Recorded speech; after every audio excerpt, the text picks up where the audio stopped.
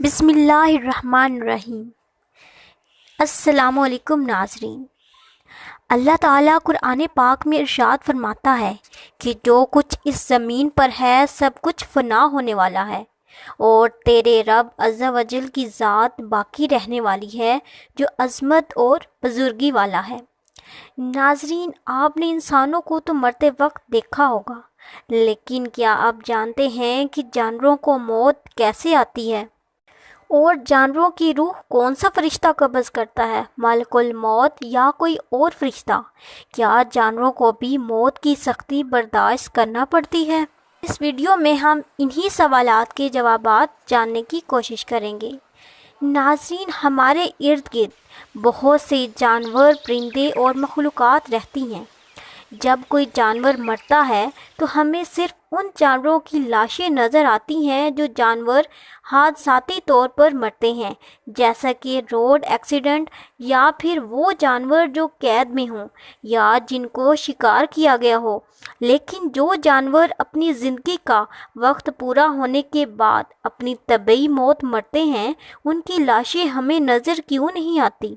नाज़रीन, एक दफ़ा एक शख्स हज़रत जाफ़र सादिक रज़ी अल्लाह ताला अन्हो की खिदमत में हाज़िर हुआ और उसने आपसे सवाल किया कि जो जानवर, कीड़े मकोड़े, परिंदे अपनी तबीई मौत मरते हैं, उनकी लाशें हमें नज़र क्यों नहीं आती?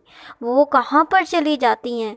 तो हज़रत जाफ़र सादिक रज़ी अल्लाह ताला अन्हो फरमाने लगे कि उनके मुर्दा अजसाम हमें इसी वजह से नज़र नहीं आते क्योंकि उन जानवरों, परिंदों को अल्लाह ताला की तरफ से पहले ही इल्म हो जाता है और ये जानवर वक्त मुकर्ररा से पहले पहले पहाड़ों की गारों, ज़मीन के सुराखों और गहरे गढ़ों में जाकर बैठ जाते हैं। ये अल्लाह ताला की तरफ से बनाया गया एक निज़ाम है जिसकी वजह से इंसान सुकून की सांस ले रहा है, वरना अगर बाकी जानवरों को छोड़कर सिर्फ परिंदों की मौत का हिसाब लगाया जाए तो पूरी दुनिया के अंदर तकरीबन 700 अरब परिंदे रहते हैं। अगर ये परिंदे इंसानों के सामने मरते तो इंसानों के लिए ज़मीन पर कदम रखने की जगह ना होती और ये ज़मीन पर गंदगी और बेशुमार बीमारियों का सबब बनते। ये तो सिर्फ उड़ने वाले परिंदों की बात है ना, इसके अलावा वो बेशुमार मखलूक़ात जो कि ज़मीन पर रहते हैं, अगर वो भी इसी तरह मरते तो हमारा ज़मीन पर रहना मुमकिन ना होता। नाज़रीन, ये तो अल्लाह ताला का बनाया गया निज़ाम है कि अल्लाह ताला जानते हैं कि इस दुनिया के निज़ाम को कैसे चलाना है। इसीलिए अल्लाह ताला इन जानवरों, परिंदों को मौत से पहले ही मौत के बारे में बता देता है ताकि ये जंगलों वगैरह में चले जाएं और उन्हें वहाँ पर जाकर मौत आ जाए। अब हम बात करेंगे कि क्या जानवरों को भी मौत के वक्त सख्ती बर्दाश्त करना पड़ती है। नाज़रीन, चरिंद परिंद तो किसी अमाल के मुकल्लिफ नहीं, इन पर नज़ा की सख्ती तो तारी होती है, लेकिन ये किस नौयत की होती है वो सिर्फ़ और सिर्फ अल्लाह ताला ही जानता है।